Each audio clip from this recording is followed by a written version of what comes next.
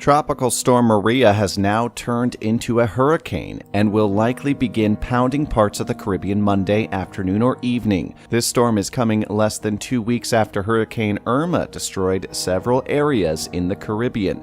Many islands are preparing and bracing for Maria as much as they can. Maria is expected to affect parts of the Leeward Islands as early as Monday afternoon and may hit Puerto Rico and the Virgin Islands by Wednesday.